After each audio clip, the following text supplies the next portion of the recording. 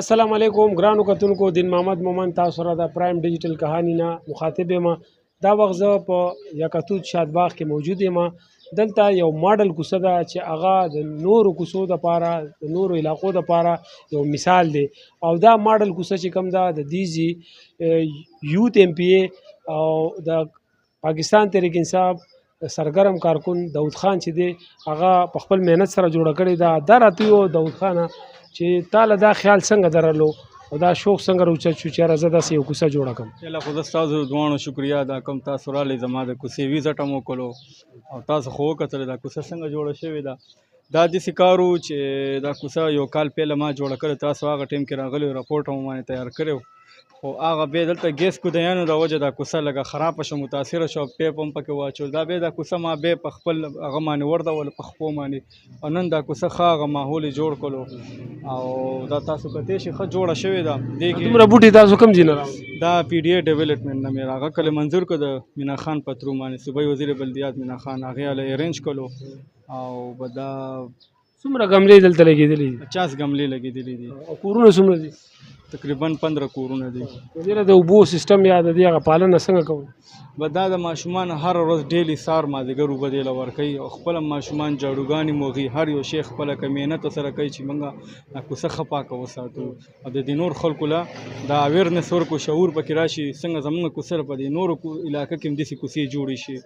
او زموږ بلدیات منشتر صاحب هم دا ویل چې دا پهله کوڅه د ماډل سټریټ جوړ شو، انشاءالله په پېښور کې به هر کوڅه هر علاقه کې به یو ماډل سټریټ تیاریږي، بلکې ډېر به تیاریږي او دا پهله کوڅه ده. دلته خو تاسو دا پینټینګ هم کړی، کالج دریم لیکلي د الله پاک نومونه هم دي، ستاسو نوم هم دی، ماډل سټریټ هم لیکلی دی، د صفایي حوالې سره هم څه تحریرونه شته؟ دا تاسو خپله کړي که نه څوک هم راوستي؟ دا ما پینټر مې راوست، موږ کارټونان ماټونان نه جوړو، موږ د الله نومونه لیکو، الله نومونه څه به دې کوڅه باندې برکت وي او ښه به ښکاري، نور خلکو ته به ښه میسیج ورځي. نو داسې یوت ایم پی ګان خو نور هم دي که نه، هغې ته تاسو څه پیغام ورکوئ چې خوشحاله کړي چې دا نورې کوڅې دي دا څنګه دې حوالې سره څه پیغام ورکوئ؟ دا نور کوڅې والا خو محنت نه کوي، زه محنت کوم، زما محنت الله رنګ راوړلو او زما د کوڅې والا ما سره ډېر هیلپ وکړلو، مالی جاني هر څه ما سره په هر ټایم کې ولاړې او محنت کوي. که څوک محنت کوي الله وسیله ورکوي، خو محنت د بغیر هېڅ هم نه کېږي. دې نه علاوه د کوڅه کې چې کوم دی نور لکه د نکاح سیسټم څنګه دی او یا باران وشي اوبه ودرېږي که نه ودرېږي، شپې چې کوم دی دې کې څه لایټینګ مایټینګ شته؟ او چې دې لپاره ما 15-17 لیټونه لګولي ګولډن ښه فرش لیټونه، د شپې که تاسو راشي دا کوڅه نور هم پړه کېږي، چمک وکړي او نکاسي نظام موږ ښه ښایسته دا جوړه شوې ده کوڅه یو میاشت کېږي، نکاسي نظام ښه برابر دی، اوبه دلته نه هغه کېږي، اوبه وځي دې په کوڅه باندې ناله باندې. ښه په اخره کې به څه پیغام ورکوئ تاسو؟ بیا خلکو له دا پیغام ورکوم چې تاسو هم زما په رنګه محنت وکړئ، الله به وسیله درکوي او داسې یو کوڅه به تاسو هم جوړ کړئ. هر یو کور ته پکار دی، هر یو انسان ته چې دو پودې کېري دا گملې کېري نو دې سره به ماحول هم ښه ښکاري. د داسې یم چې هر یو شعري دې راپاسېږي، هغه یې داسې کار کوي، هغه سکھ برادري سره تعلق ساتي، که هغه عیسائی سره ساتي، که شیعه سره ساتي، په دې نه خپل ماحول دې صفا کړي، کوڅه دې صفا کړي او یو ښایسته هغه جوړ کړي. څنګه بار ملک یورپ ته وګوره چې هغوی ماحول څنګه پاک دی. ډېره مهرباني داود صاحب. ښه دلته موږ سره یو بل ملګری ولاړ دی، دې نه معلومات اخلو. تاسو هم دلته اوسېږئ؟ ښه داود خان چې کوم دا کوشش کړی دی دې ته تاسو په کوم نظر ګورئ؟ السلام علیکم. جی داود خان چې کوم کوشش کړی دا خو بچپن نه لګیا دی، سټرګل کوي خپله، نو ښه بهترین ښه وي آی پي لکه لایټینګ خبره تاسو وکړه که نه، نو دغسې رات لیټ لایټ لکه 8-9 بجو ټایم کې دا کوڅه ډېر ښه وي آی پي لوک ورکوي، یو ډیسنټ لوک ورکوي او د لایټینګ دغه فایدې چې تاسو خپل بایک وغیره ښه ډاډه ودرولی شئ، د واردات وغیره څه خطرات پکې نه تر هغه سره پورې مکمل هر څه ښکاري، څوک فالتو شیز پکې نه شي اغوستی. نو بس زه به هم دغه پیغام ورکوم چې دا کوڅه کې چې ډېر خلک دي هغه به خپل کورونه کرایهدار به پکې کم وي که نه؟ الحمدلله ټول خپل کورونه جي وخت د سره، موږ هم دلته 90s کې راغلي یو او دیم زموږ پخواني ګاونډیان دي، نو الحمدلله ټول خپل کورونه دي. داود خان چې کوم دا کوشش وکړو دا کوڅې دومره ښایسته کړه، دې کې اوس تاسو څه کومک وکړو؟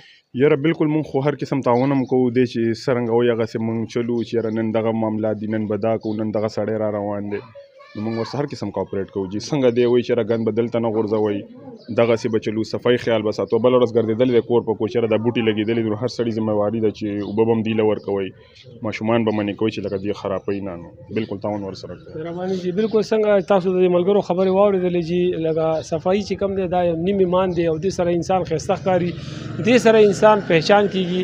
څنګه چې داود خان وویلې چې یاره دلته هر کور مخې ته چې دی ګملې پرتې دي او د دې قسمه قسم هغې کې بوټي چې دی لګېدلي دي او دغه شانتې روزانه په بنیاد باندې چې کوم دی دې له بې اوبه ورکوي د دې د صفایي خیال ساتي WCSP والا راځي هغې چې کوم دی دلته روزانه صفایي کوي او بیا چې کوم دی دلته یې چونه مچولې ده چې هغې سره کم جراثیم دي نو هغه هم ختمیږي داود خان چې کم کوشش کړی دی نو دغه شانتې کوشش نورو خلکو لم پکار دي دا صرف دا نه ده چې صرف دا کوشش داود خان کړی مونږ لم پکار دي په هر خپل علاقه کې په چمګاونډ کې خپل ماحول صفا وساتو او دې سره چې کم دی پوه شي ماحول هم صفا ښکاري او انسان هم ښایسته ښکاري دغه شانتې شپې ټیم کې هم دلته په دې کوڅه کې چې کم دی لایټینګ وي هغې سره دا یو ښایسته لوک ورکوي او د دې دا خلک چې کم دی ټول پرې ښایسته ښکاري دا یو چیز موږ د نن رپورټ آینده بعد د نوي رپورټ سره ستاسو په خدمت کې بیا حاضرېږو تر هغې پورې موږ له اجازت راکړئ د لوی الله په امان